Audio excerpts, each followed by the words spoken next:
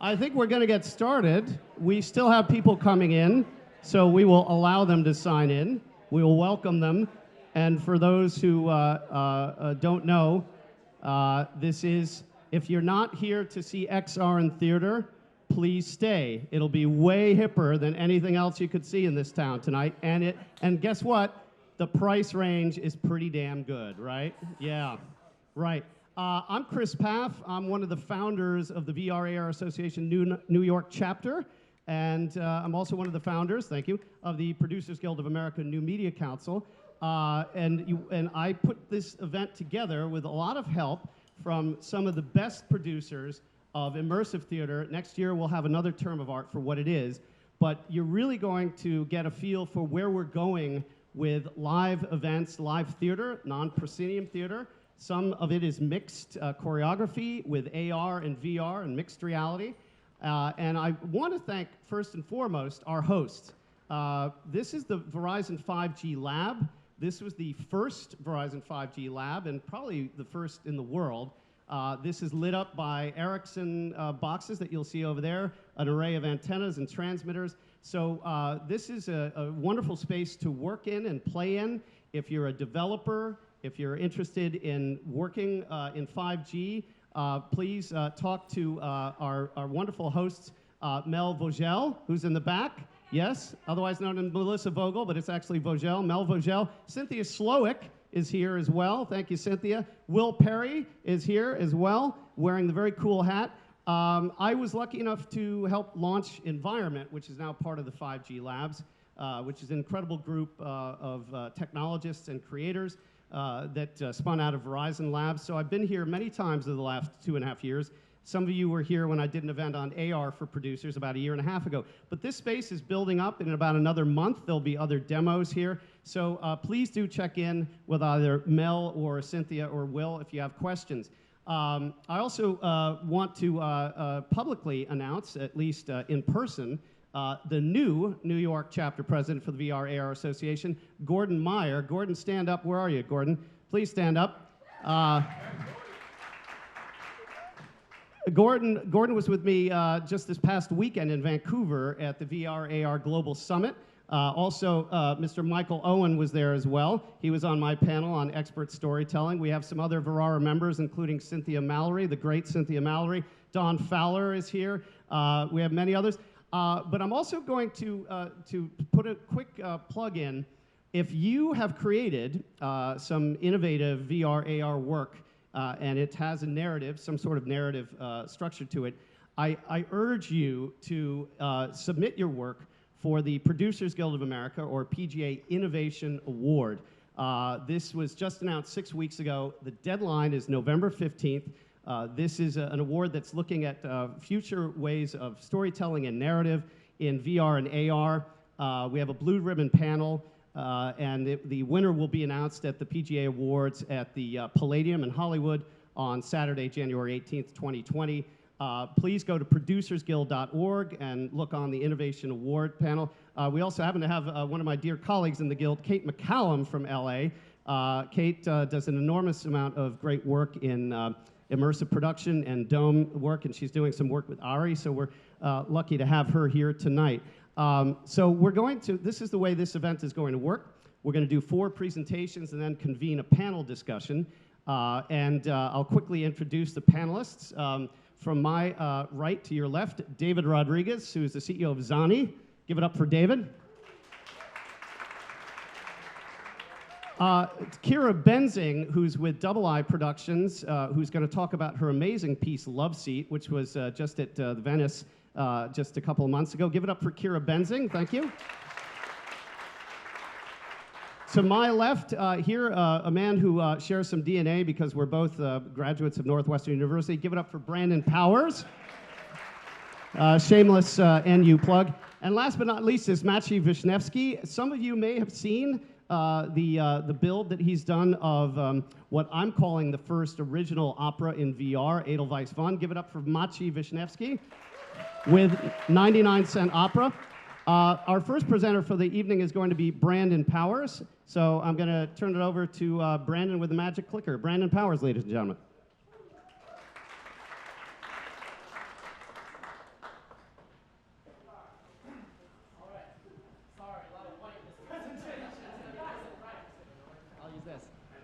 Awesome. Hi, everyone. I'm Brandon Powers. I'm a creative director and choreographer, and I'm so excited to be here today because my work is all about bringing together theater makers and technologists. And so there couldn't be a better place for me to be tonight. And I'm going to do a lot of roaming back and forth because I am a dancer, so I like to move around. All right, so I want to start by focusing on what I'm really going to be talking about tonight, and this is this idea that artists and technology belong together and that we should use one's strengths to enhance the other's weaknesses. And I'm going to show a couple different projects tonight that I think are a good example of this and will hopefully give you more ideas of how to better leverage technology as a creative, or if you're a developer, how to better leverage the creatives on your team, because we can't really make this work without both really working in sync. So I landed here with a background in dance and in theater, and I've now brought that into technology as well. And so my work really sits in different parts of this Venn diagram. And so some examples is Riot Antigone, which is a Riot Girl-infused musical adaptation of the Antigone story, which was at La Mama and Ars Nova, and It Felt Like a Kiss, which is a dance theater immersive experience, which was at Here Art Center, all about fractured online identity and online dating. And Artist X Siraj, which was a pop-up installation that was inspired by the Siraj Patel congressional campaign last cycle. And tonight, though, I'm going to focus on these two projects, Frankenstein AI and Queer Skins ARC. Queer Skins is a VR project, and Frankenstein is not. It's a live performance, but I was asked to speak about it because I think it also really gets at these ideas of bringing artists and technology together, AI in particular. So, Frankenstein AI. Frankenstein AI was a project out of the Columbia University Digital Storytelling Lab. It was led by Lance Weiler, Rachel Ginsberg, and Nick Fertugno. And we had our world premiere at the Sundance Film Festival in 2018. Now, Frankenstein AI was all about deconstructing the idea of an AI as a monster. And we used Mary Shelley's Frankenstein to think about that. What would it be like to make an AI out of the hopes, dreams, and fears of humans, as opposed to the dystopian narratives, commerce data, and sales data that we use today to actually fuel our AI. We wanted to flip that script around a little bit. And so our experience moved first through an installation, as you see here on the right. And so you would help to train our AI as you moved through a series of rooms.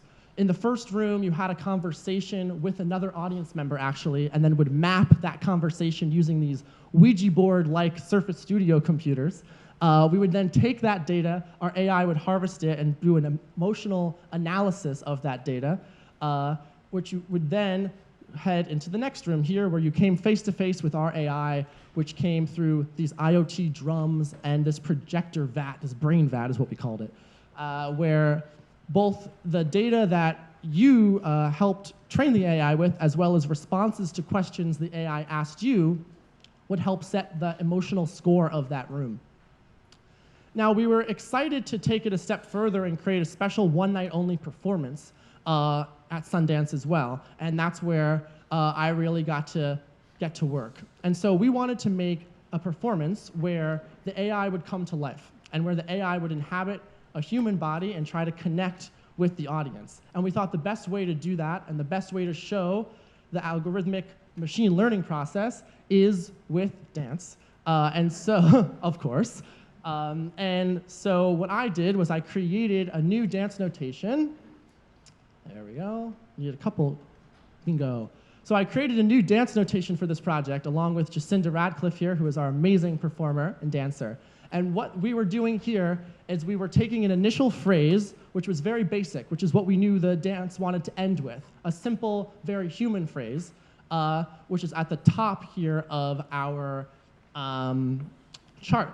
An arm, the left arm forward in a forward direction, then your left arm with forward touching your heart. We invented this language so that we could piece by piece break off a dance as an AI might think dance is, which is just parts of a body and directionality, right? And so once we had this all broken up, we were able to actually go down the chart and mash this up and say, okay, maybe the AI first learns which body part is the right direction. Then it learns, oh, which direction I should face in any way. And so by doing that, we were actually thinking like the AI, and I didn't have to make movement that looked like a monster made it, you know? Further, because that's not complicated enough for us, we wanted Jacinda to also, in real time, have that performance manipulated by the AI. And so not only did she need to code her body and remember all of that choreography, but the way in which she performed it was also changing in real time. So she would be wearing an earpiece, and I'm going to talk over this. So this is part of our excerpt of our performance. So she's wearing an earpiece, she's performing some of the choreography, and then in real time getting one of those emotional states from our AI. So this is anxious state. It would trigger sound, it would trigger text from Reddit that's being spoken, it would trigger a projection as well. And now she had to change her performance, not to make it anxious, but anxious actually meant 3 different manipulations on my choreographic chart. So she was changing her tempo, she was changing the use of space and the flow in her body all in real time. It's really impressive and a really good example of how the AI and the artist can come together, thinking about what we each do really well. I'm here to make really good dramaturgical decisions, to think about narrative, right? And I'm able to kind of piece the whole event together, while the AI was able to create a dance along with me that I would never make just aesthetically, right? Now I want to shift gears and talk about some VR. So this is Queer Skin's Arc. This is a piece that is currently in development. We're hopefully going to be ready for January. But I'm going to give you a little sneak peek tonight. Queer Skin's Arc is a part of the Queer Skins universe. I kind of like to think of it as like Marvel, because we have an online novel, we have installations, and we also have our VR series. Queer Skins was created by Ilya Silyak and Cyril Cebulski, and I joined them for the 2nd episode of the VR series, that's Arc. And now this piece is really exciting, and I think really shows how theater artists and XR developers can come together by using dance, because the whole story is both a cinematic scene, which we used immersive theater techniques to shoot, as well as an interactive dance sequence. And so at the heart of the episode, you have this moment where you meet Sebastian and Alex, these 2 lovers, and you're essentially kind of jumping through the journal pages of Sebastian, and you're seeing their life together in love. And so I choreographed multiple different dance segments that relate to each of those moments in their life, and it's going to be a fully interactive dance. So depending on how you move through the space, it's going to trigger different segments to happen in real time. It's also going to change their tempo, it's also going to change the sound, you're going to get different text, which is really exciting. So a piece like this would not be possible today without our partner, and that's Intel Studios, who co-produced it with us. Intel Studios is the world's largest volumetric capture dome. It's 10,000 square feet. It is insane. Most other volumetric capture stages are about 100 square feet, and you can just do this in them. Here, we could run in giant circles and really bring our full dance to life. Here you can see for scale just how big this place is. There's another volumetric capture stage right over there for comparison. And here is us. Oh, there we go. Here's us doing the shoot this past summer. And what this space allowed us to do is for me to really use my choreographic chops and for me to really use my immersive theater chops, because I was thinking about, okay, how is the audience, how is our, what we call visitor for our project in XR, how is the visitor going to react to each one of these different dance segments? And how are they going to move through the space? And I'm able to do that. And as a choreographer, I'm able to somewhat also predict how someone is going to move through the space. That's something that a lot of my team were like, what do you mean? There's no way that anyone's going to know where, like, how do you know where they're going to be? But like, my training is in literally that, moving people through space, right? And so that's an advantage of bringing a choreographer or someone with theater training into your room. So if you come from the theater world, this will look pretty familiar. It's just a spike chart, right? It's where people are going to be in space. So when we're working in volumetric capture, which, do people not know what volumetric capture is? Raise your hand if you know what I'm talking about right now. Great, I'm going to explain it. So volumetric capture, so I get 2 more minutes. Volumetric capture is what I like to kind of refer to it as the inverse of motion capture, right? So motion capture we've seen in all the superhero movies. It's those people with the dots all over their body, right? It's creating a rig of their body, and then that gets a CGI layer is applied to that rig.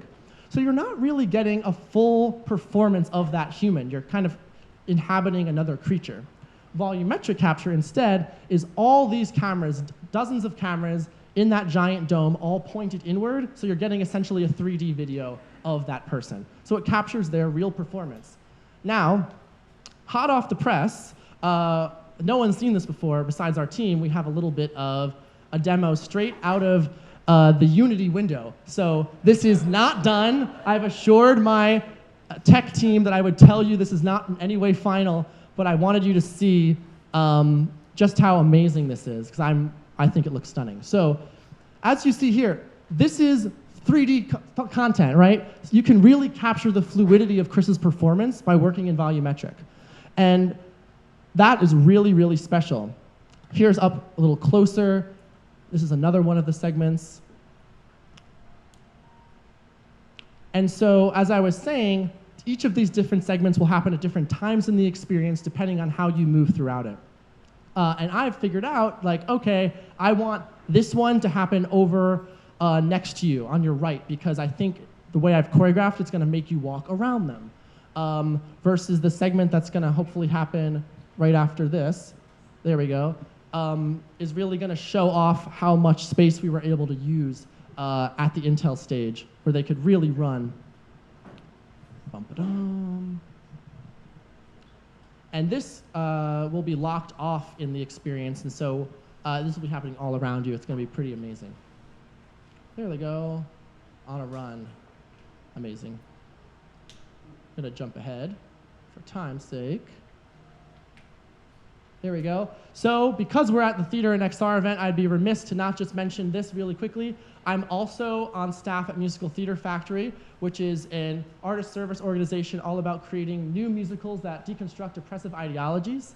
And I am founding a immersive technology theater initiative at MTF right now, which I'm really excited about. We're hoping this is gonna be the nation's leading XR and musical theater incubator.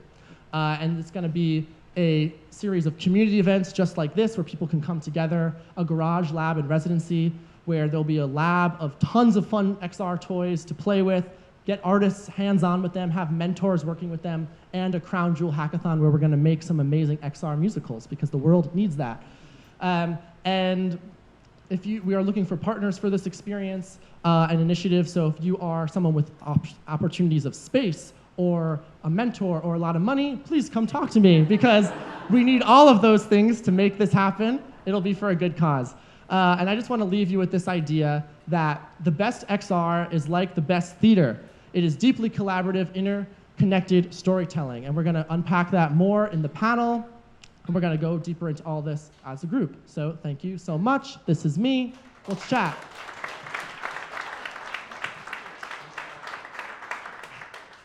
So MTF, for those who are interested, obviously talk to Brandon afterward. We will be doing more demos afterward, and I'd be remiss if I didn't tell you who's in the back. That's, please stand up, Mikael Chagnon with Felix and Paul Studios, straight from Montreal, our good friends who were just Emmy nominated for Traveling While Black, and hopefully they will submit to the PGA Innovation Award. So if you have not seen some of the work, including the teaser of the International Space Station live VR walk that they're going to do next year with Time Magazine, please go see Mikael in the back. And next up is our good friend Kiira Benzing, who you probably read about what she's done in Love Seat. Well, now she's going to show you and tell you. Kiira Benzing, ladies and gentlemen.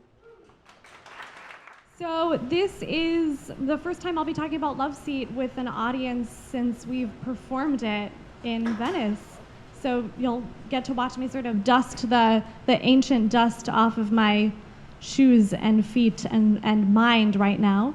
And but before I get there, I'm going to take you back to a production that some of you may have seen that's still touring the film festival circuit, and also in the place where Brandon and Ilya's team just filmed Queer Skins. So this is a production that we did with Reggie Watts and John Tejada. They have this musical duo called Wahata. If you're not familiar with their work, take a look at their album. It's a really fun dance album and called Casual High Technology. And Run In is a really special track that just kind of soars. It has this really high dance energy to it, and it makes you want to dance inside it with Reggie. And you also have the opportunity in this piece to dance inside his body. So there's a lot of different kinds of truly immersive moments in this piece. And a lot of that is because we did shoot this at this unique stage at Intel Studios where we could capture these dancers in this voxel-based technology. So, clicker. Brandon, what was your magic trick here?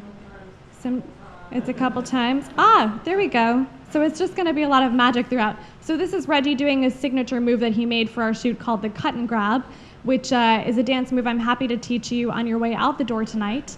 And diversity was really at the core of this shoot.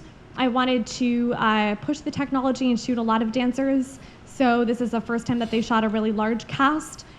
They had never shot as many people as we had at the time. We filmed 13 performers, so 12 dancers and Reggie, of course, always at the center of the stage. And I will continue to do this, and if you haven't seen the trailer, I'm going to play it for you now.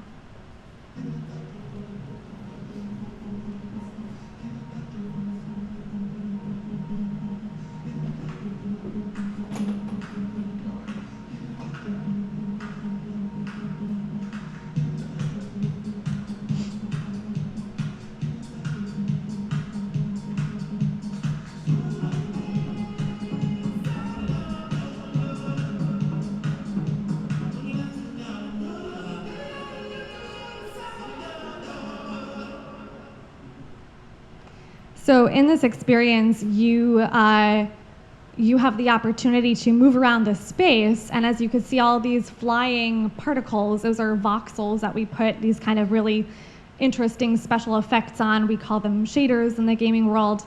And and I'm not a gamer, by the way, just for reference. I am building worlds that are in game engines, and I'm working with technologists, but I'm really a storyteller, a filmmaker. I come from a theater background.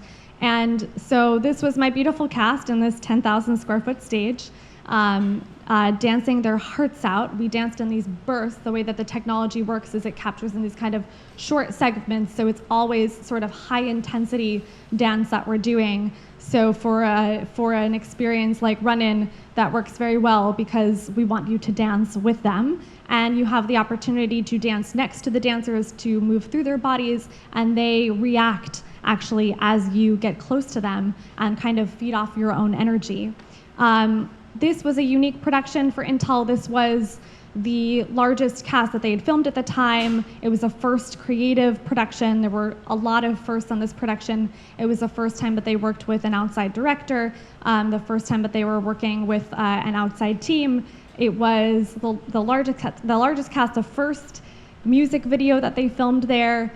They actually had to install a sound system for us, which was really amazing that all of this came together. I was the first VR director and the first woman to have directed on the stage.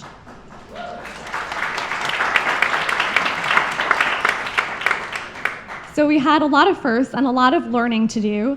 And what is really exciting about working in these technologies is that we are learning as we go. There are, new pipelines here. What's something that's really beautiful that the engineers at Intel came up with is a way to actually pull the dancers out to isolate them one by one so that I could place them anywhere in this three-dimensional world. And because this is an incredible space, I had the opportunity, they always offered to me, Kiira, would you like to fly Reggie in from the ceiling? And I said, that's okay. We can just fly him in the game engine because that's possible there. So what I always had in mind when this will move is to design this space, and this is a virtual world, and these platforms all move in progressively. They build as if you were on a Broadway stage and these items were floating in time. They're timed in different places, and then you as the player inside the experience have the opportunity to teleport to them and, in fact, to change your perspective. And you can go upside down and on these platforms and flip around.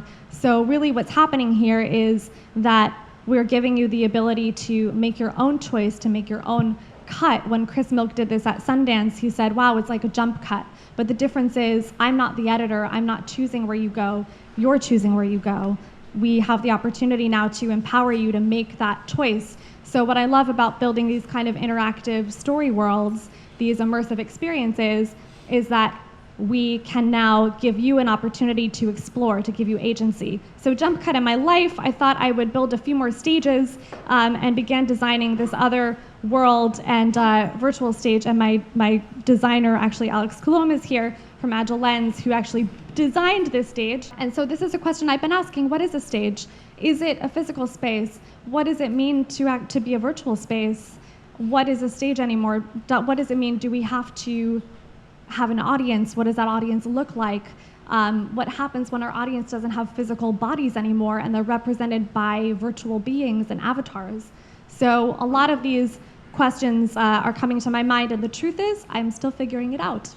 And if you want to read along with me, I write for this Medium blog. You can follow me on all of these different social media outlets, and I just like to unveil my process, and as I'm going, as I figure it out, share it with the world, because there's no tricks here. It's a very new medium. We are moving very fast, and we are creating these pipelines as we go. Even, the biggest studios are doing that. So we created Love Seat. Love Seat is this production where these two lonely, ordinary characters come together to compete for the love of the perfect partner, which just happens to be an empty chair. And we had these wonderful actors, Jen Harris, Jonathan David Martin, who was in War Horse, he played the horse, and we had Samuel Kabede, and they all performed in this production, and they performed in headsets. These were some of my goals for this production: to build a show for two audiences, to build a show for a virtual audience and an IRL, real world audience. I think actually IRW might be better in real world, because we are building worlds. That this show could actually be performed simultaneously to two worlds at the same time. The other goal was that we had to do this in 6 weeks. So we had a very expedited timeline, and then to create a model that can actually scale, where we could have an audience that was larger than 10 people, larger than one person. I've been very frustrated when I go to film festivals, and even when I have to fit within the constraints of whatever our budget and timeline is, to only make an experience for one person at a time. My goal is to transcend that and get more people into an experience. How can we make this available for 100 people at a time? So we started to experiment with that, and then my wish list was to find enough computers to run the show. Our show took 13 computers to run, plus to have some spares in case any die, to enable interactive points for both of our audiences, and to create meaningful moments. I'm calling it this sort of audience connection. So we got as far as the first on the wish list. That's how far we are, and the last two is the points that my Double I team is working on with me as we speak. And then I started to think about, what the audience needs are. How do we scale VR for a mainstream audience, and how do we overcome these fears and anxiety that people have about putting a headset on, the weight of the headset, wearing that for the duration of a show? How can we appeal to all different types of audience levels? So if we have a virtual audience level, we might have someone very experienced with immersive worlds and wanting to explore the world and make their own choices and fly, for example. They will know how to teleport automatically, whereas a more traditional theater-going audience, we have to teach them how to teleport and how to hold a controller. So there's all these different levels that we have to consider. So these are all the things that I grapple with late at night. And then, I thought about, how do we actually do this? I mean, this is just sort of my regular, these are all the things I'm always thinking about, but, how do I actually build this show in 6 weeks? It's pretty hard to build one show in 6 weeks, like a virtual show, and then to do a real one at the same time. So fortunately, this is because of my team. I went with the grand experiment, because that's really what we're doing. We are experimenting, we are exploring, and we don't have all the answers, and I could not do this without my entire team, who I can point out for you, and this clicker may not do this with me. My entire team helped me do this in 6 weeks, and we've got a number of them here. Mark Sternberg and Chris Tapino, who are two of our technical directors, Lara Bucare, an XR specialist, Alex from Agile Lens, who again designed this virtual world that you see projected in the background from the actors. All of our technical directors were tracking our actors and running these computers. I mean, we did actually pull this off. We networked 13 computers on a medieval island in Venice. it can be done. So I challenge you all in this room to do it too, because it's possible. And in fact, it's easier in a city like New York because you have more resources. It's easier to find cables and cords. So it's really possible. And we taught our actors how to do 2 types of blocking. They learned how to move their bodies through the physical space and be aware of their chords and their trackers, as well as virtual blocking, where they have to teleport to get to a different space. Jen's character, Abby, has a whole flying scene, and she learned how to fly in VR, and we did this all in a matter of just a few weeks. So it is really possible. I think that what Brandon will be doing with this new musical theater initiative sounds exciting, and I hope to see more of that. And I'll just skip you through. This is a photo from our production in Venice with our live audience in an alley configuration and our actors running in headsets down the center. And then these projection screens that we're running are projecting the virtual space live. And the virtual audience is in there too. They don't look like they're in these seats. Sometimes they all kind of wanted to sit together, so they're probably grouped over here on the other side of the slide. It's an interesting thing to see. You know, we're also learning about these behaviors of what happens in social VR. How do people interact with each other? It's exciting and risky all at the same time because they don't have bodies. There's no etiquette. So we have to teach it to them, and they have to figure it out themselves. So it's kind of this, you know, we're testing always as we go, and hopefully writing new rules and a new language together. This is a tech system that my technical director, Sabio, set up for me. He's another technical director. He's over in Japan right now. He built this multicam station so I could change live as if we were running a multi-camera shoot, so that the projections could be constantly changing. And so there's actually one more monitor that we were running 4, and then a roving camera 5. And we also did a Bose AR experience. That's a longer story, but we'll talk about that another time. And that's it. That's what we're up to.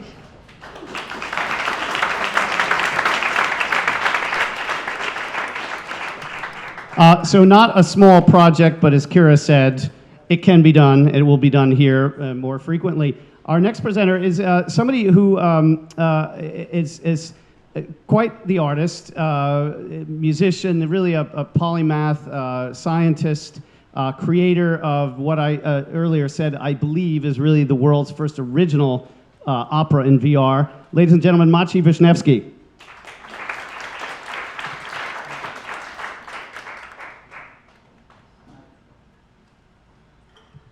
Hello. Thank you, Chris. So I'm going to start with a short video that's about 90 seconds long.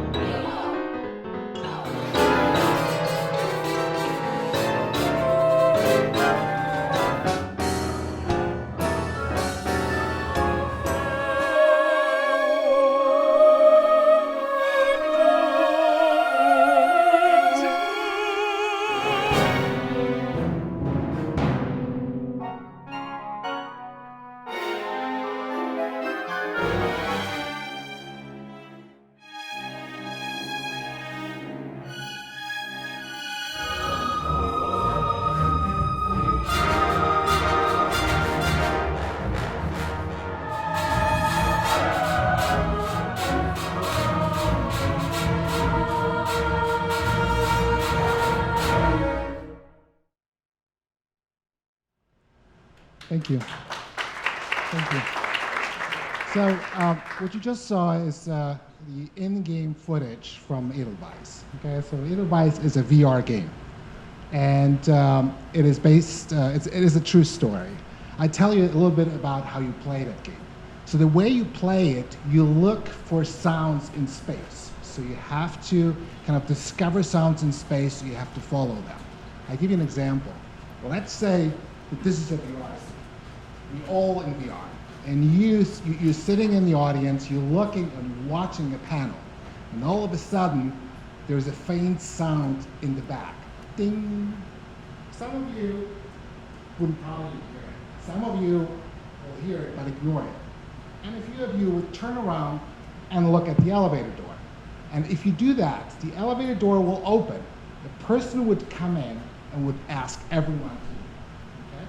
So now, the first time you watch that scene, right, you think that, okay, so this is panel discussion, this is this guy speaking, and everyone left because he's extremely bored. Right? But that's not the case. Because it might be. Well, thank you. You want to take over? Please come. So that's really how you play it. So you have to look for sounds in space, right? And you have to follow those sounds. And these are diegetic or non-diegetic sounds, and they're all embedded in the orchestral score. So there's music. So some of them are hard to spot, and some of them are really easy. But this is how you make the narrative advance. This is how you uncover the hidden parts of the story. What's the story? Well, the story is about my great aunt. Okay? And when I was growing up, I thought I knew the story pretty well. Well, as it turned out, later on, that wasn't the case at all.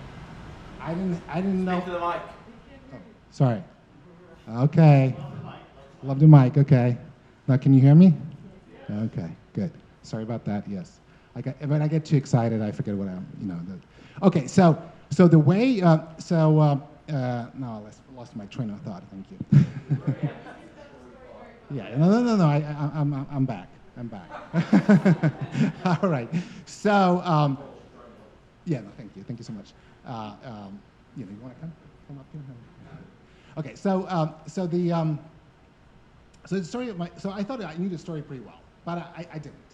So I started doing some research, and that was years later. I started doing some research, and I found some history books that talk about her. I found some obscure documents and some archives. I found pictures. I found letters. I found cryptic messages. It was mind-blowing. I didn't know anything about my aunt, and the story that I've been told was true. It wasn't complete. So that experience was fascinating to me, and I wanted to bring this into the game, okay?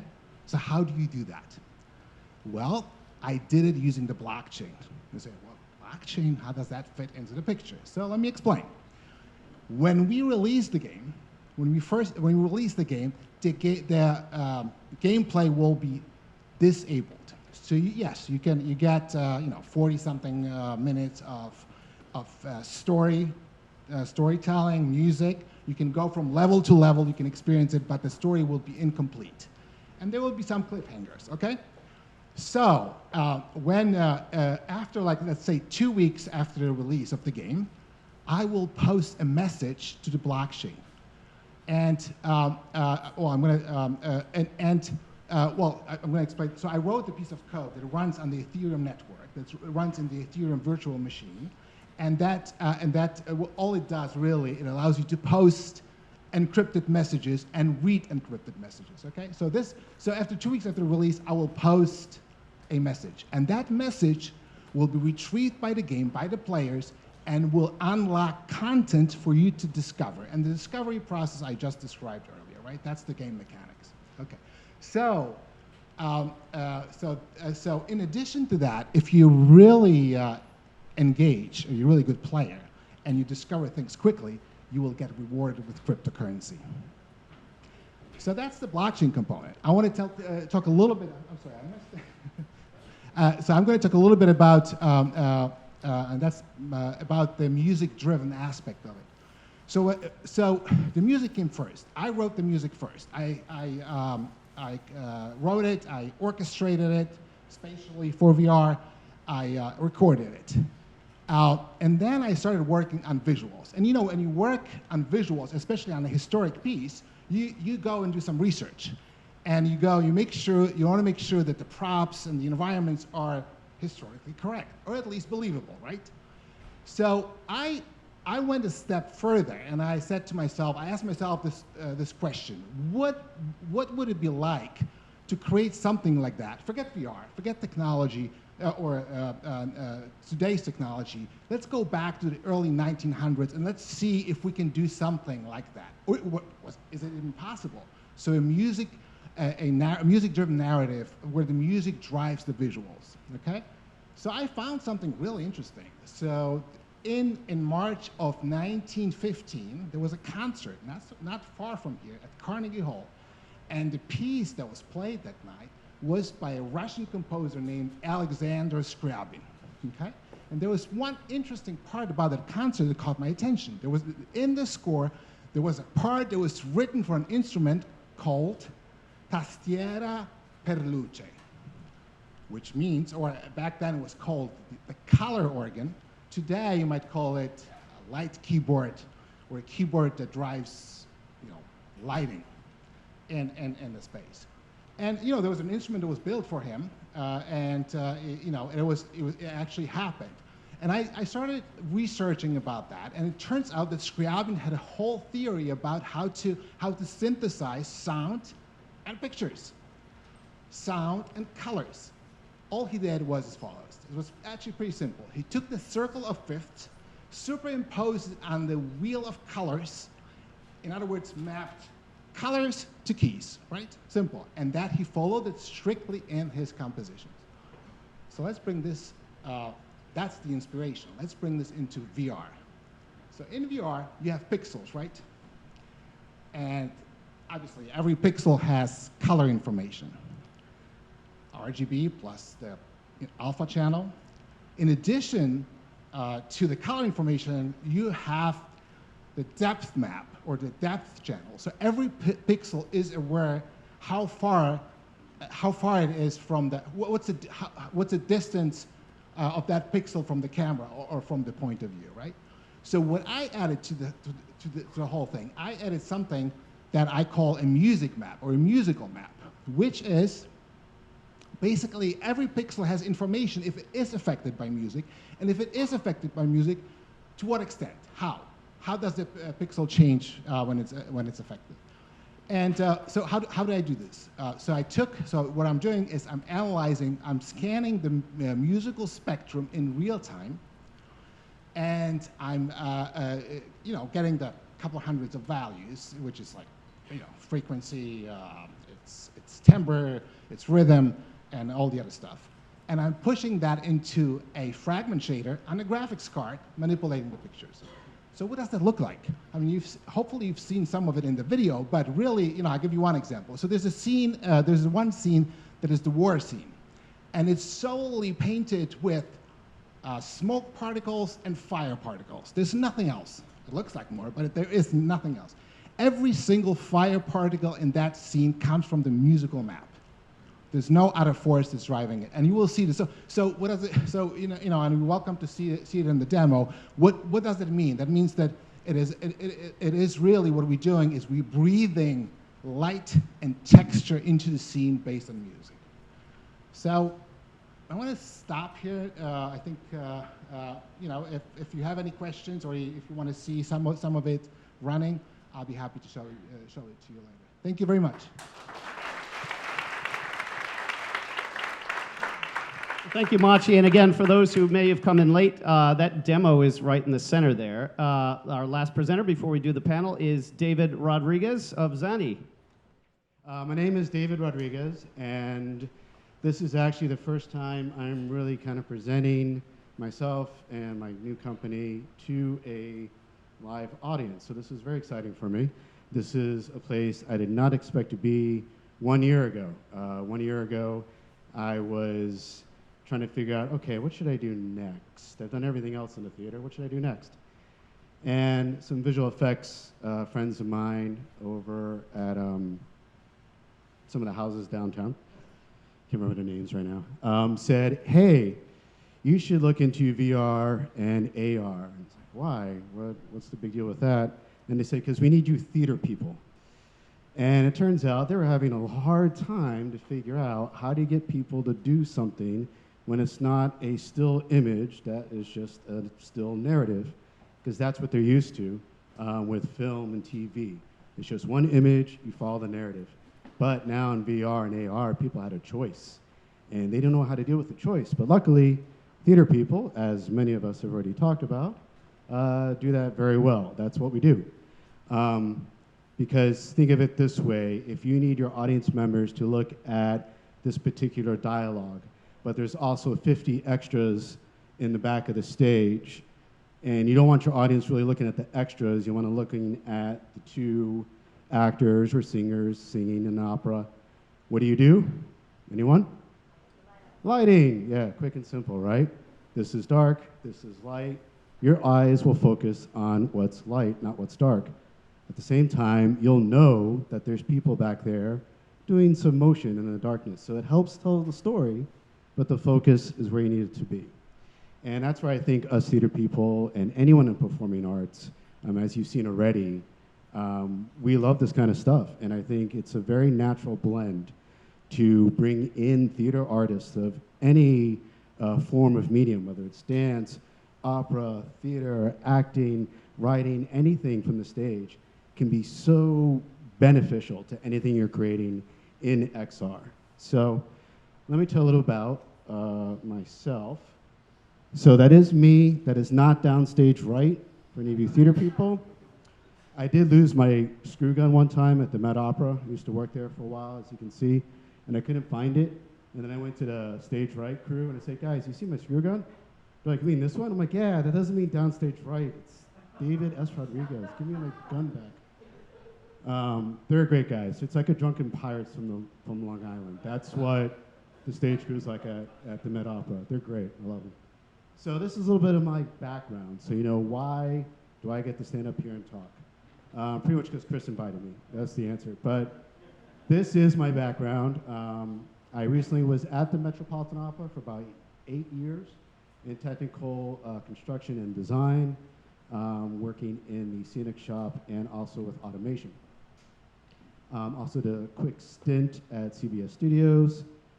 Any of you remember Nightmare Haunted House down on the Lower East Side at the CSV? I was the event producer for that. That was a lot of fun. Had grown men and women running out screaming. It was a good time. Selected performer for Cirque du Soleil. Before you ask, no, I did not actually perform with them. Scheduling didn't work, but yes, I was a selected performer for that, which is, I thought that was kind of cool. And Scotch and Poison was a show I created down at the Frying Pan. You guys know that, on Pier something now, right near the Chelsea Piers. And for school, I went to NYU, studied with Atlantic Theater Company, and even went to the Palm Beach County School of the Arts, which is now the Dreyfus School of the Arts. And I have to say, Damon, where are you? I haven't seen Damon Kornhauser since we graduated high school. Him and I went to school together, and I saw him tonight, and I was like, oh my gosh. And no, I didn't remember his name. No, not really. So what is Zanni? Why did I do this? Well, what we are is, what I'm trying to put forth is this idea of an audience experience design instead of a user experience or a gamer experience. I think that distinction does need to be made when you're talking about telling a story, when you're talking about immersing people in an environment, whether it's completely virtual reality or if it's mixed in with mixed reality, augmented reality, because they're not users, they're an audience. And I think all of us are already going towards that direction, but I also think it's important that we start calling them that we start saying that it's an audience experience design, not users. They're not gamers, and especially for those who don't know anything about the technology, right? Especially for an older generation that might not know about it, and they're like, what is this thing? What do I have to do? How do I move? So how do you treat them as an audience and tell them the story as an audience members? Remember to do that. So there's two tools that I created that are patent pending. And this first one is actually very practical. Zanni AXD, Audience Experience Design, if you didn't figure that out. And it really was an answer to help production with large performing arts houses like the Met Opera. pretty much it's doing exactly what the construction and manufacturing industry is already doing, but let's build a tool that's specifically for theater, right? So an iterative design tool. All right, now we're gonna go full out pitch deck here, so I'll just quickly go through this. So that's the problem, right? All this waste and cost, you have lack of communication, everybody's stifled. I love her face, she's like, you gotta be kidding me. You want me to do what? And that happens all the time backstage in large theaters. And a lot of money can be wasted, especially in big venues, because you have people all over the world coming to this venue, and they come a week before rehearsal starts, and the set's already been built, and they literally go, oh, that needs to be 5 feet shorter. Cut it out. And then the night before opening, they go, you know what, can we have 3 feet back? Doesn't seem a lot of waste, right? But remember, if you're a big house, you've got union wages. That's a lot of overtime. So the solution was, let's go ahead and create a tool, just like they're doing in construction, where you have an iterative design tool that's fully virtual, that's fully immersive, no matter where the person is, whether they're a director in London, a designer in Sydney, and the staff in New York City, they can talk to each other, walk around the stage in a virtual environment. Even taking it further to eventually, as AR glasses become more and more advanced, what about an entire blank stage and the entire crew is walking around, the designers, walking around that stage, seeing the set through their glasses in real time. Now my mouth is relaxed. And you have your technician at the computer going, you want to see that in red? Sure. How about taupe? How about, what is it? Blue, cordon bleu? Office Space, anyone? What was that? I remember he said, I can't remember. Cornflower blue, that's right. So you have all these, yeah, thank you. You have all these choices, right? So again, it's nothing new. It's what the construction industry, manufacturing is already doing, but let's make it usable for the theater audience. This is a really confusing diagram, but this is what happens backstage from the moment they say, hey, build this, to dress rehearsals. You build it, everybody reviews it, no, go back 3-4 steps, and it's very, very confusing. If you take all that and put it into a virtual environment, now your workflow looks like this. You can do everything in the immersive experience, so that when the time you are actually finally building, you actually know what you're gonna get. Yes, there'll still be changes, but you now have minimized a lot of time, a lot of overtime for union hours, and a lot of physical waste. So that's the practical side. Now, here's the fun stuff. Ovees by Zanni. And now the pictures you're gonna see are stuff that, these images, I got the thumbs up from my legal team this morning, because this is patent pending, but one of the patents did go through. So they're like, yeah, you can show these pictures. So you won't see any utility of how it's gonna work, but you'll see pictures at least.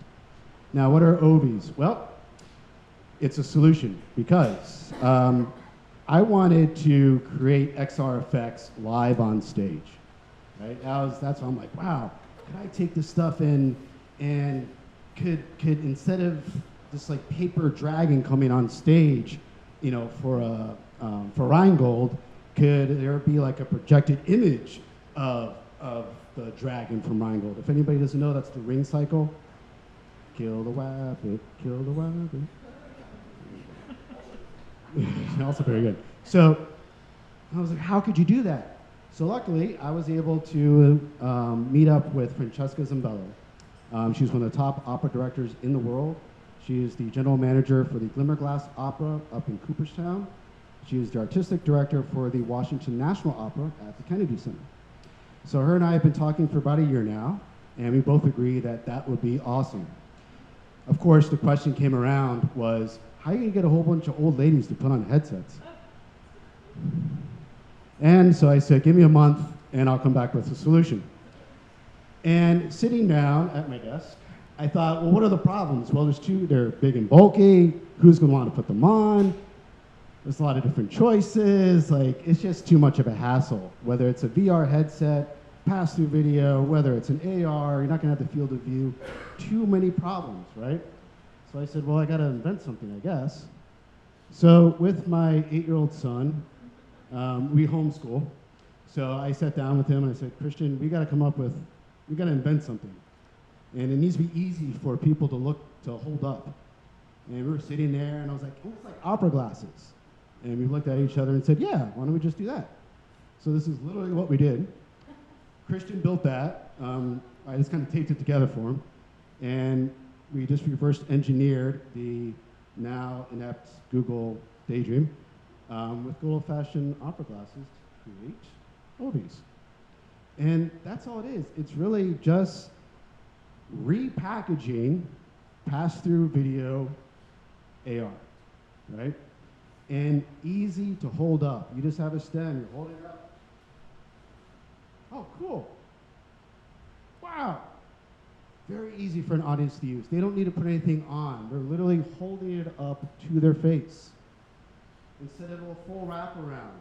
Just using that same concept for, steampunk, sunglasses, the whole wraparound thing going on here, right? Or scopes for rifles. Those are for the rubber manufacturers I'm speaking with. They're like, oh, like that. I'm like, yeah, like for guns. So again, it's nothing new. It's just let's repackage it so that it's usable for theater, usable for an audience, so that it's an easy experience, that it's a new experience, that it's an experience that doesn't get in the way of the story, right? And what we are doing, Francesca and I, with the Washington National Opera, next fall, we will be putting on a one-night recital. I can't tell you more than pretty much that, but we will be doing a few scenes from a well-known opera, and in that scene will be live performers. We will be using your Ovees, and you will see XR effects on stage. Also working with live animation, speaking with them, they do AR picture books.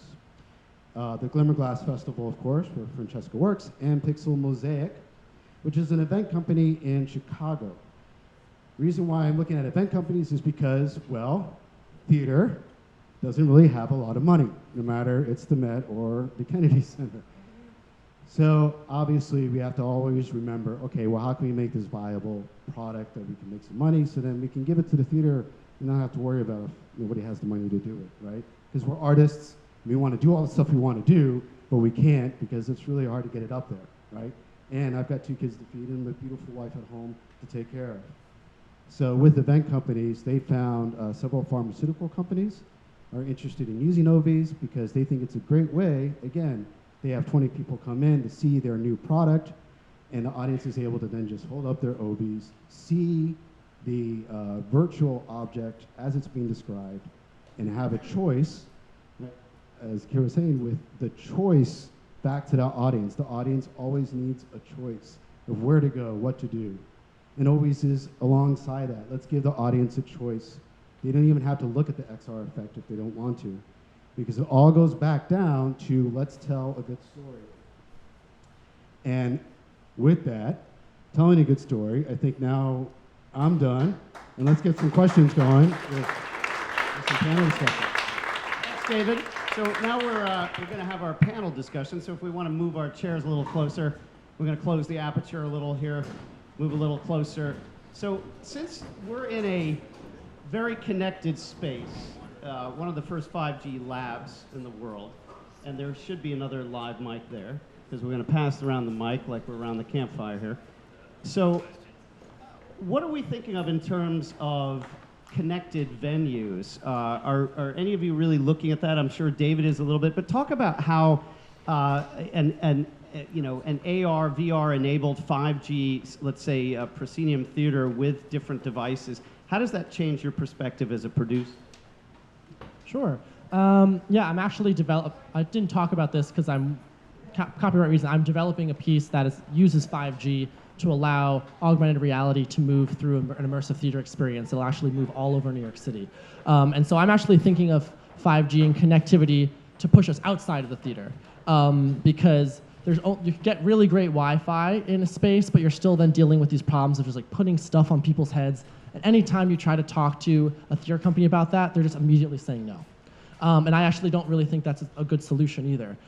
So finding lightweight solutions or really reinventing what it means to experience work like this, maybe in adjacent venues, is the way to go. But yeah, I'm really excited about allowing 5G to make our entire world a playable environment. That's really the promise of it, and that's what I'm excited for, for Apple's headset to be able to do hopefully in the next year. I do a lot of work with the Magic Leap and push the limits of what the Magic Leap can do right now. Again, outside the comfort zone, things that it can already do, but then take artists and make it do weird new things. So that's how I'm using 5G. Kiira, what are you thinking of in terms of connected venues bringing, performances to life? I'm still interested in bringing audiences to a location and bringing a community together live, although we're also extending beyond that by having a virtual world that can attend from anywhere, from their own home computer and their own setup. Niantic has been doing these live event sort of games. Do you see live theater in that way, sort of like a different kind of interactive AR game? For sure, yes. And I'm also working on a game about gentrification that extends beyond and starts in a venue with a live performer and then also transitions. And I think that, what Brandon is talking about, taking you outside into the streets, there's a lot of possibilities, I think, where stories can live, and it really goes back to what the story is that you're trying to tell, as opposed to the venue and the technology. I think if you always start from story first, for Venice, we iterated very fast. But, something that we've been talking about with our playwright that was sort of like a prototype production for us. And our first time, the audience, and so important what you guys are talking about. Sure, yeah, our audience is not in headsets, so there's nothing for them to, a couple members get to be in headsets. The ones that kind of declare themselves the most curious, they sort of self-designate, like, please put me in a headset. They want to be there. So we're not forcing it on anyone, and therefore the rest of the audience does not have to be in a headset, and they're getting the projected experience and also the live performance of the actors and their physical choices that are in headsets in front of them.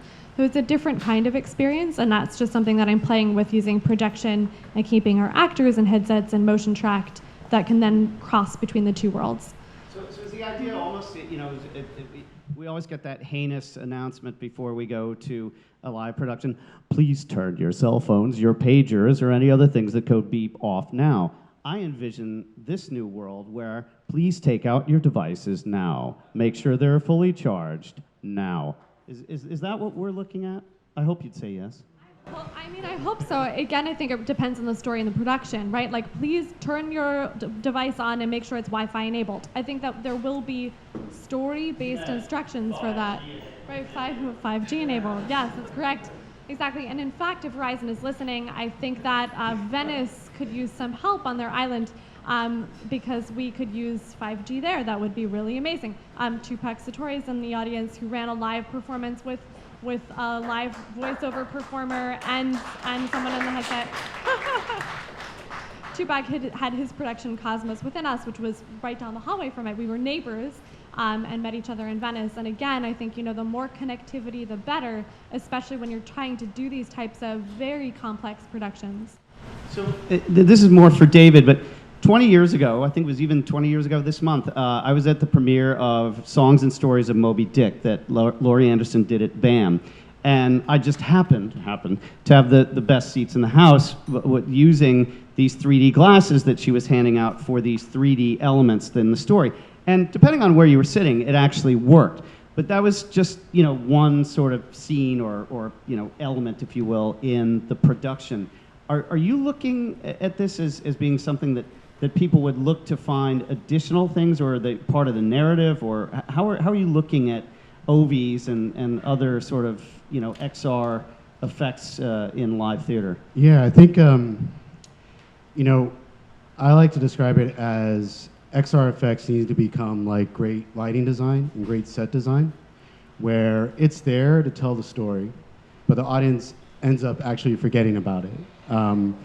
Meaning, you're not really paying attention to, like, wow, that was a great lighting transition. But you knew somewhere inside of your nose, that actually was a great lighting transition, because you are now even more entrenched in the narrative of the story. And I think that's going to be the key of allowing it to be an integral part, but it disappears. And yeah, how's that going to work? Because yeah, you're holding stuff up to your face and everything, right? You know, and yeah, that's going to be the hard part. It's going to be, you know, getting an audience educated into it. But as, you know, the reason why we're all here, we see this technology becoming more part of our day-to-day. And the more it is, the more people will be seeing, oh yeah, of course, I brought my, you know, whatever with me, or yeah, I'm fully charged and ready to watch this, you know. And I think, you know, wherever it is, whether it's in a controlled environment on the stage, no matter what network you're using, or yeah, that dream of, you know, 5G everywhere. Now the world is a stage, and you can take it this anywhere. is, you know, I mean, we see some of it here. You get a feeling for where this goes with picocells and the ability to really create real-time, no latency or zero latency interaction. And this is really from Maciej. I mean, you're building out something that really unlocks, truly, particularly with blockchain, an experience and something that will grow in value. Talk about how you know, you see that growing. Well, it's hard to predict, but I think that, you know, with a faster network, there's a lot of things that can be done in a slightly better way. I'll give you an example. I mean, if you're talking about volumetric capture, for example, and the point cloud, and how you get all this data into a device, that's a challenge. And can't hear me? Okay. Say again? Okay. I left the mic. You want me to repeat that? Okay, I left the mic. Good. So it's a challenge, you know, with technology and you know, performances. That's a whole different issue. You know, I remember when we started showing technology-based pieces, network-based pieces in galleries and museums, you know, quite some time ago. That was a huge challenge. People would just turn around and walk out because it wasn't something that people were used to. And you know, I can relate to that. I can understand that. It's not something, if you don't do this for a living, you're gonna have, you know. So there's always this challenge. And then, you know, the breaking point, or the tipping point, if you will, is when the technology actually starts saying something that you wouldn't get otherwise, that you wouldn't understand, and you wouldn't kind of be able to experience otherwise. And I just want to say that what's really important is that, you know, and that's why I love hearing all these stories here, because it's important for artists to get in early on, okay, to help shaping some of the technologies, because technology is not neutral, as we know, and you know, it shapes our thinking. You know, it creates a perspective. It mediates the experience of the outside world, and it's pretty powerful, and it could be pretty dangerous. So I think it's you know, like when we do you know, like all the work that you know, we talked about it tonight.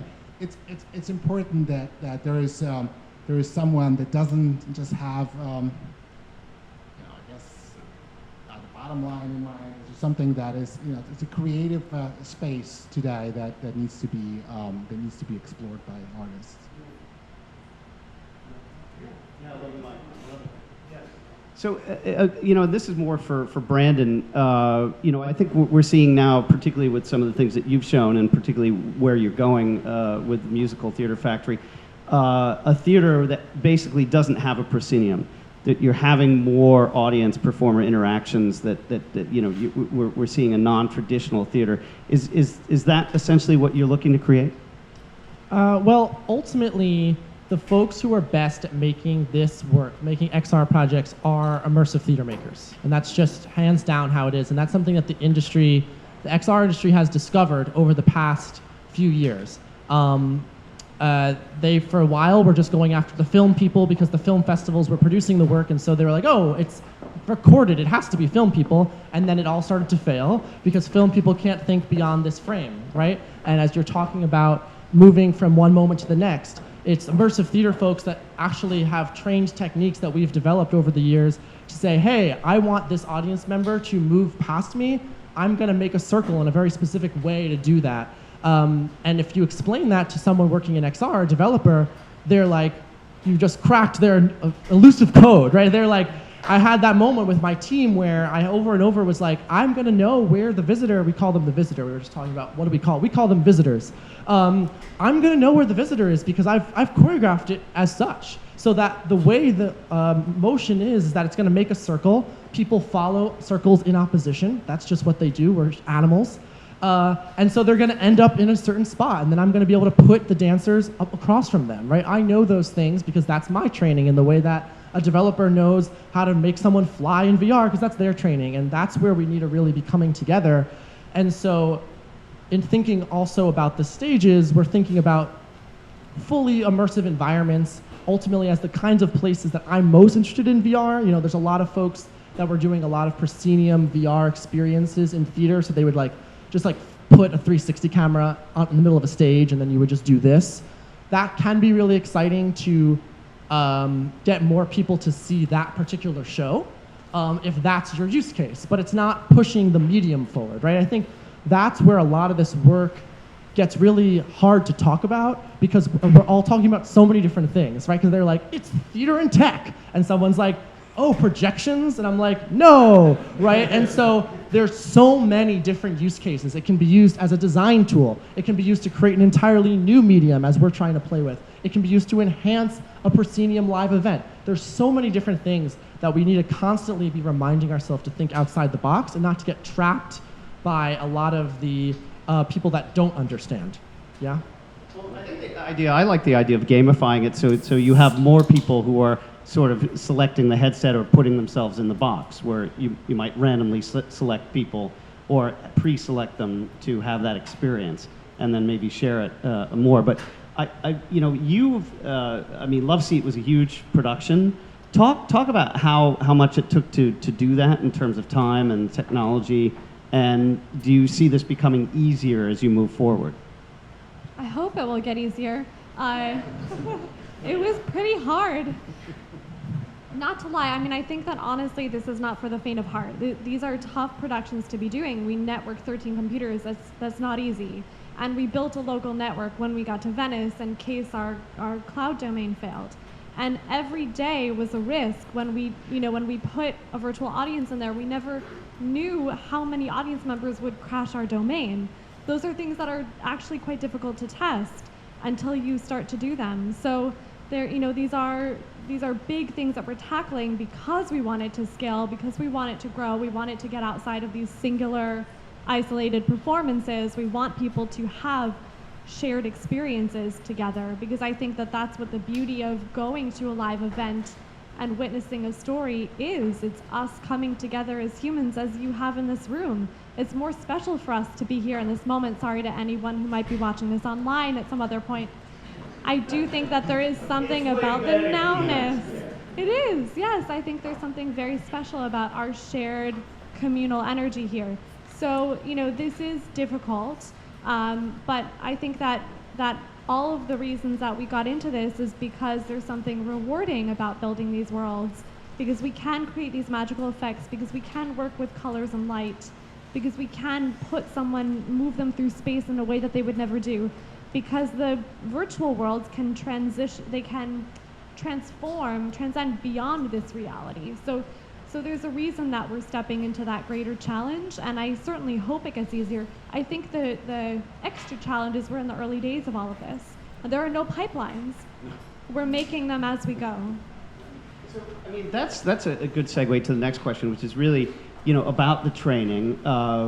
So Jenny Ogden, who's the current chairperson of the PGA New Media Council, has produced a lot of theater, is very interested in doing interactive and immersive theater. She would love to have been here, but she'll have to watch it, hi Jenny, on the cut in a couple of weeks.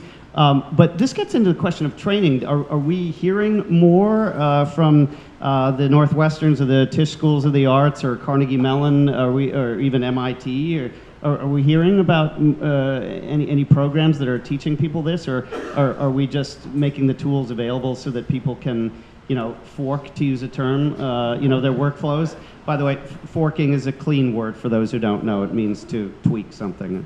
So, what do you think there, Mr. Rodriguez?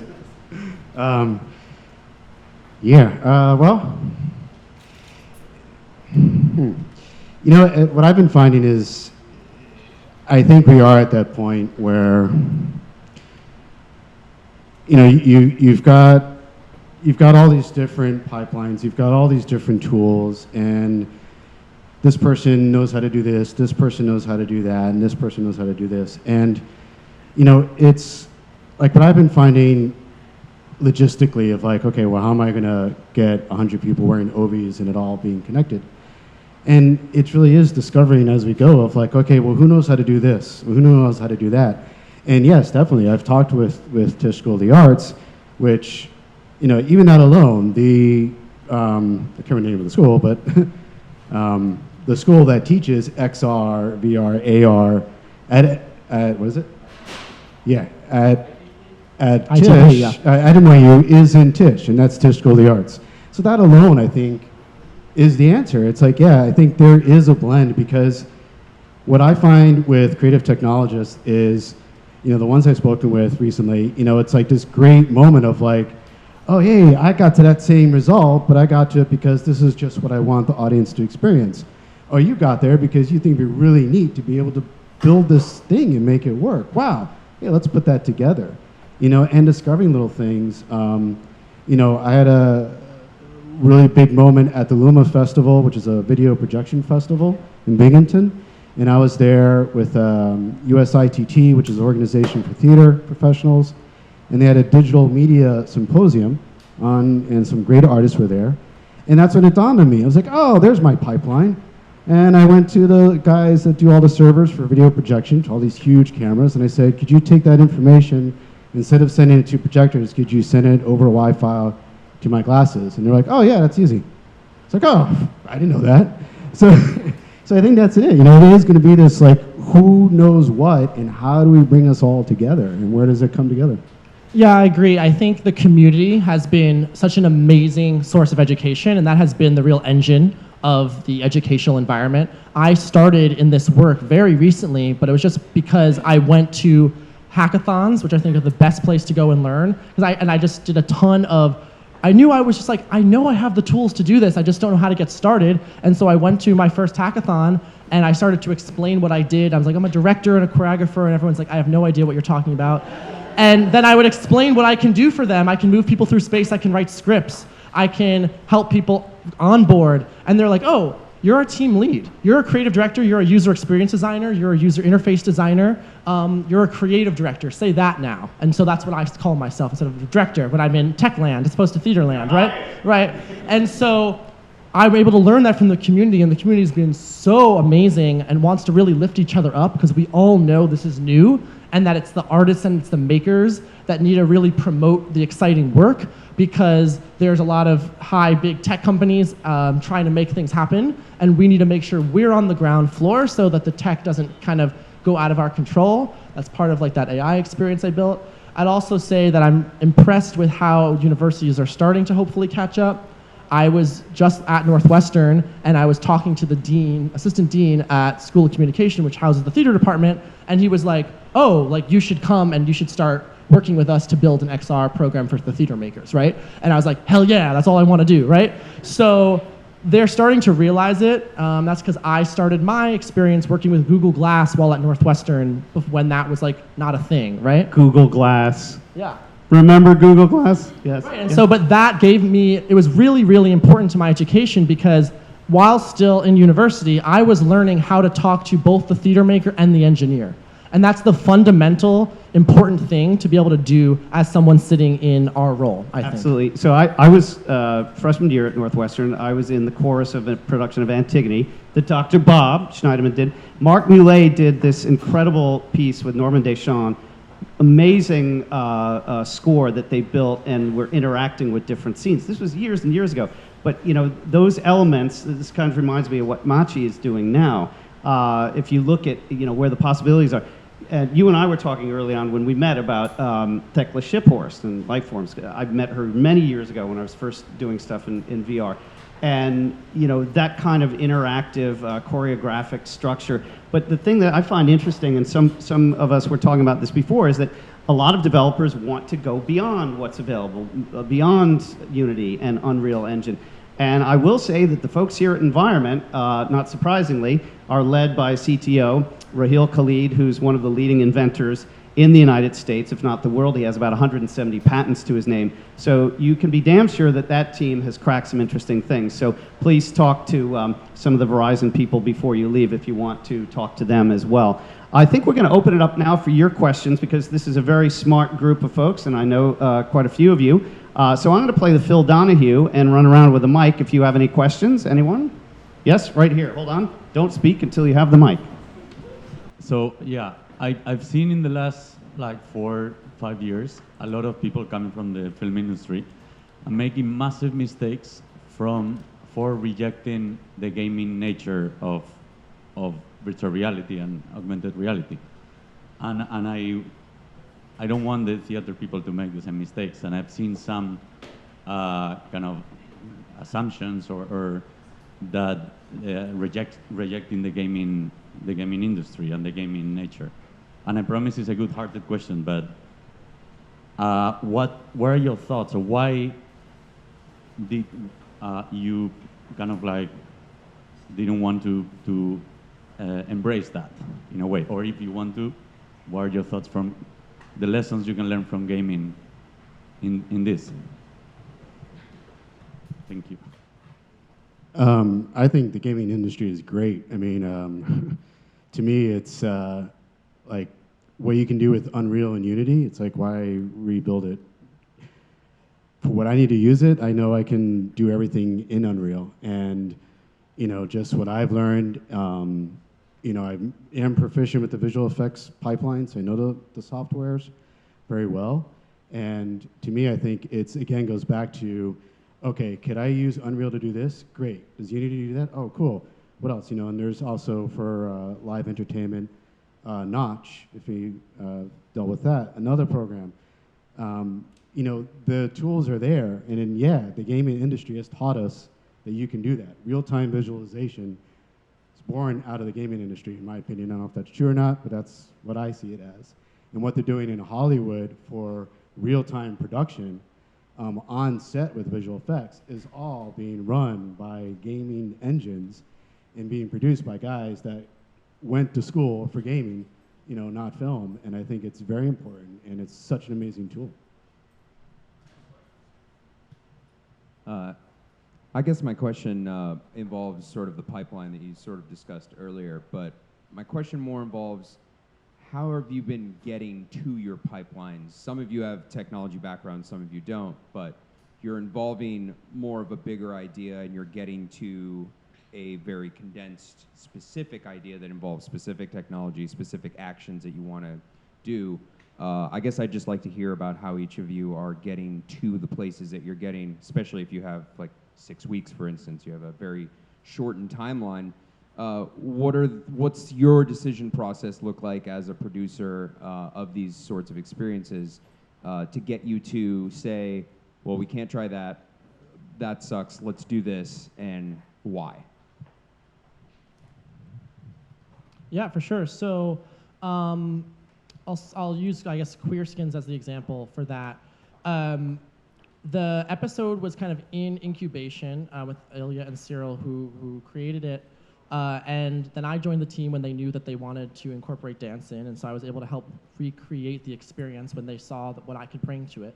And then we were, you know, applying to a bunch of incubator opportunities, and we knew we wanted to do, or actually we didn't know what solution technologically we wanted to do yet. They were going to use DepthKit because they used DepthKit for the first episode. But when I came aboard, I was not satisfied with the visitor not roaming around and being able to walk completely around the dancer. I was like, let's get fully immersed. And so we were like, okay, we got to find a full volumetric partner. The budget just skyrocketed, right? Then when I was lucky enough to meet Diego, who's the creative director of Intel Studios at South by Southwest, and within a month we had a deal. It was so one of those kind of magical moments. But I think that happened because we had a really impactful story that sold them, and they knew that they have really great technology, but they have nothing to do with it. You know, that was a technology solution that was created for sports replay. And so anytime you watch online and they swing around the football player on TV, that's their technology, right? And that's what it was made for. So when they can bring in a queer dance narrative, they're thrilled, right? And so what Kiira was saying before is really important, where let's think about what are the absolutely necessary technological needs of this project, and what are the not so big needs, and kind of step along the way. So we knew that was going to be our need. Once that fell into place, we were then able to move forward and just figure out our timeline and then cast it like we would any other production. And now the kind of back end side of it is now the producing the installation. And that's going to be really challenging for us because it's designed to work in a 30-foot diameter space for one person at a time. And that's really hard to find, especially even in festival land, right? So we are now trying to understand how are we going to work through that and maybe distribute it further. But that's kind of how we took our path. The pipelines my teams are developing, I mean, we tend to always be jumping kind of full feet into the fire very fast. So we're really learning as we go. We have to iterate. I mean, I feel like it's very akin to software development and also to what theater does best, which is sort of, workshopping something, like working through something, not being married to the process, being able to go, that's not working, out, pivot. You have to like pivot really fast. So I mean, for this production of Love Seat, we had to build a lot of tools on a very fast timeline. We had a really diverse team from creatives to engineers. And we had to build a stage management system so we could fly in props, so Alex could set lighting cues. All of these things that just never existed because nobody's telling these kinds of stories in these virtual worlds. And as we're doing that, that's built custom to that specific platform, so that's not going to translate to a new platform.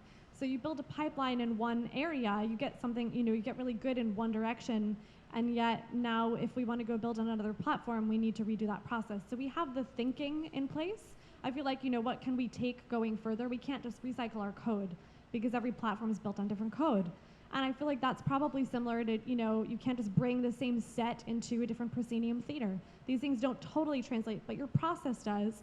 And if you document that along the way and your team has a certain kind of resiliency, then you're able to rebound and move and build really fast. How many people are you working with specifically for the production you did on the island, for instance? Like, how many people are involved from coding to full production?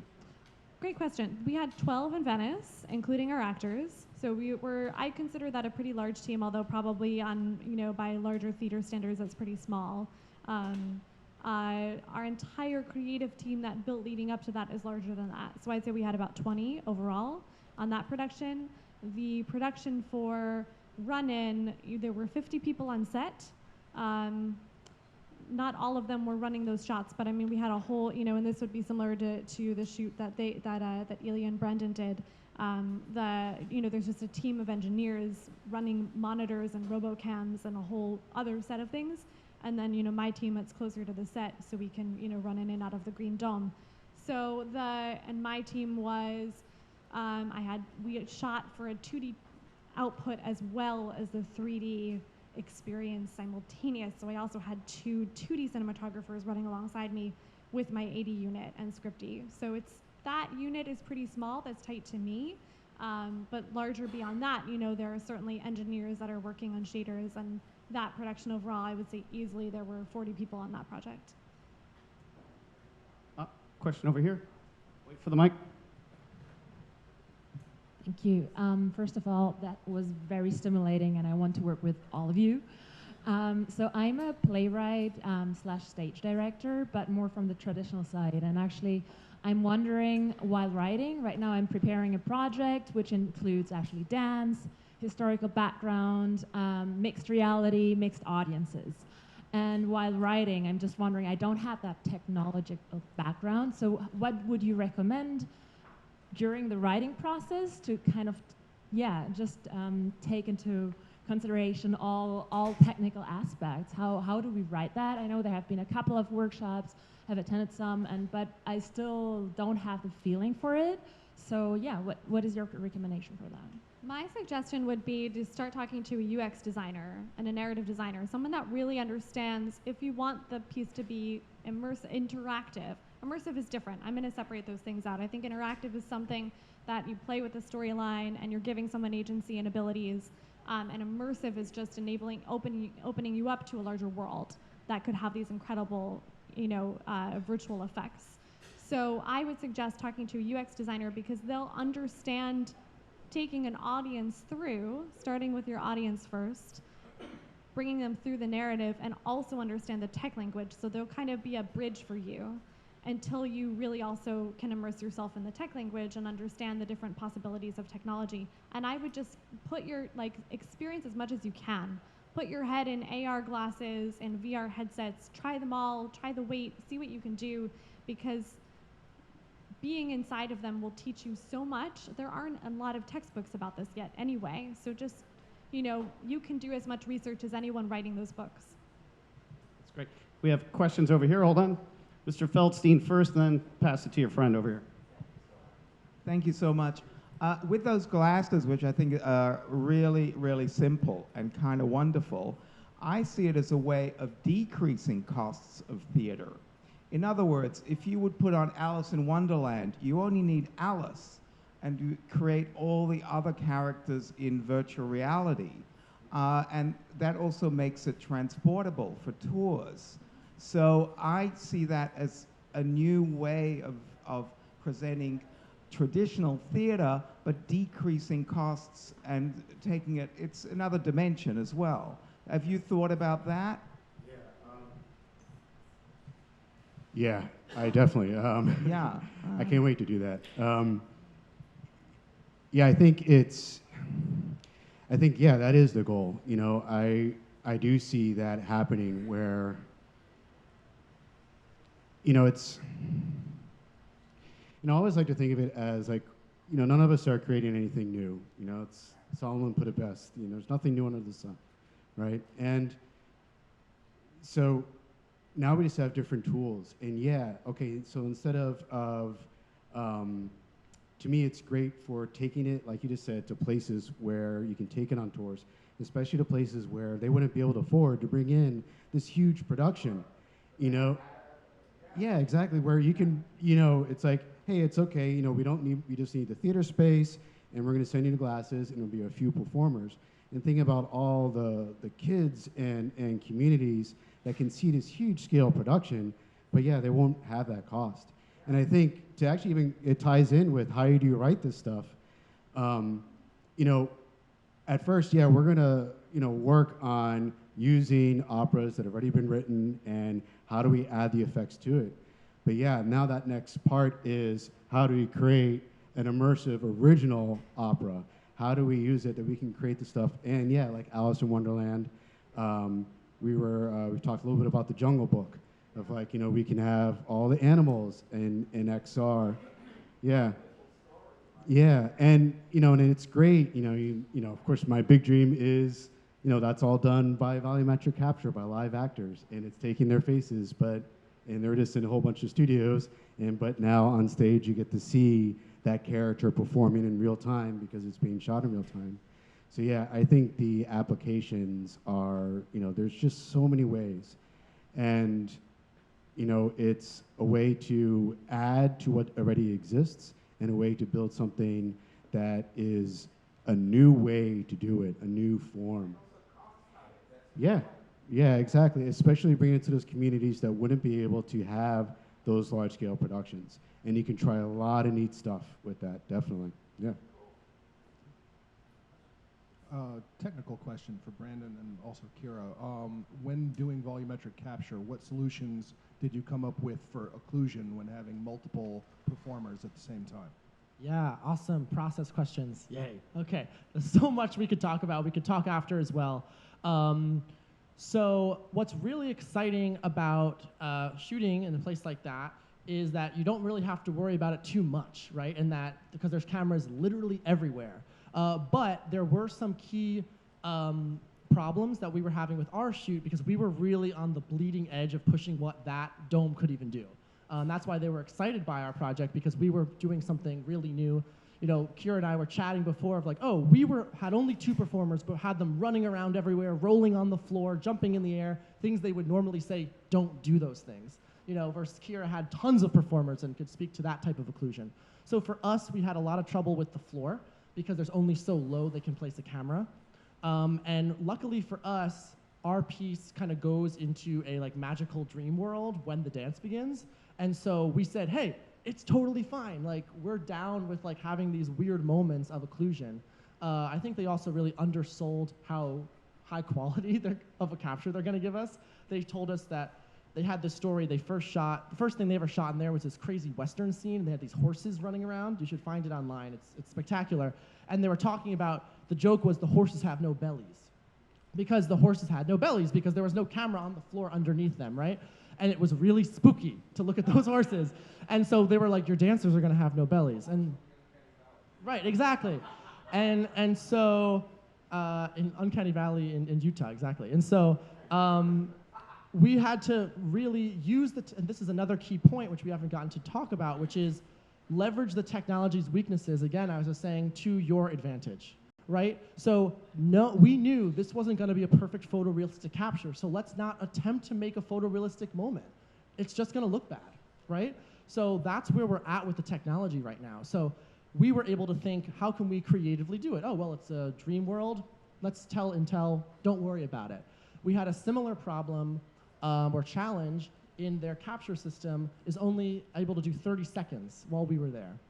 For Kiira, it was like only 10 seconds at a time, right? When you're making durational dance, that's challenging, right? And so instead of being like, how the hell am I gonna do it? I thought about it and I said, okay, let's make a segmented kind of dance. And we built a piece of choreography that is intentionally broken up into minute-long segments so that you only ever see one break, right? So just really ways to leverage it really helped push that team and ours. Do you want to talk about lots of people occlusion? We were actually able to shoot 30 seconds, but good memory, I did shoot a bunch of 10-second sequences as well. When you're rolling that many cameras, it's very complicated and expensive to roll for a lot of different reasons. So you are shooting in these shorter bursts. The engineers were very concerned about occlusions. They'd never shot that many people at the same time. They had suggested shooting one person at a time because that would certainly produce the highest quality capture without any occlusions, or very minimal at the total optimum possibility of their system. But I wanted the dancers to feel each other's energy and to make eye contact and to do certain choreographed moments across the space with each other, even though we'd be isolating many of them out and putting them in different places. So frequently I had them in a circle so they could see each other and make eye contact and synchronize their movements with each other. Other times we choreographed them in tighter groups. There are whole sequences. I mean, I literally have a shot of them all running in towards each other as a kind of mob that happens at the end. We called it Tiny Club, where they all became this tiny dance club. And that was like a transcendent moment for all of the engineers and for us, because we knew that their bodies would blend. Like, we knew that we would have occlusions, but they also become one object. They become one unit that way. You can't separate them out. And I wanted that to happen. So our piece lives in a land of abstraction, which it also sounds like is the direction that Ilya and Brandon's team went in as well. And that was the point, was, to have bodies that don't look totally, they're recognizably human. It's human movement. They feel very present to you, but they can transform in these wild ways. They can disintegrate into the earth. They can move based on your connection to them, interaction with them. They can, float. They have this kind of light energy moving through them. It's highly abstract and almost supernatural. I'll very quickly add to that. We rehearsed our dance for like almost 5 months, and so over that period, I was able to send the videos to the Intel Studios team, and then they personally flagged second by second when they thought there would be a problem. And we had a conversation of like, okay, this moment here, they're gonna become one game object. You're not gonna love that in post. Trust us. And we're like, cool. So we went from this being the move to this. Really simple things, and then I had to decide, actually, it's really important they're this close, or doesn't really matter to me. And we decided when we were gonna compromise with them. We're doing that now, so we'll see. But you could even see. Well asked. Yeah, but you could even see in that really rough kind of first look, there's moments where it gets pixelated when they're on top of each other, and then when they're across the room from each other, it looks stunningly perfect, right? So that's okay, and Cyril has his work cut out for him, and we're gonna turn all those voxels into like magical fairy dust, and it's gonna be gorgeous. Wonderful. I think we're going to wrap it there. We still have plenty of time here, about an hour or so, for demos and for questions, and we look forward to taking those. I want to thank, once again, the Verizon 5G Lab. That's Mel Vogel and Cynthia Slowick and Will Perry, and thank everybody else who's behind the scenes at Verizon. Thank to Mikael Chagnon. Please go back there and see Felix and Paul Studios' best work. I'm Chris Paff. Please give it up for David Rodriguez from Zanni. Kiira Benzing, Double I Productions. Brandon Powers, Musical Theater Factory. Maciej Wisniewski from 99 Cent Opera. If you want to talk to me or Dexy about the VR AR Association or other things, immersive theater, please join us. Thank you for coming. Thank you. Thank you. Thank you.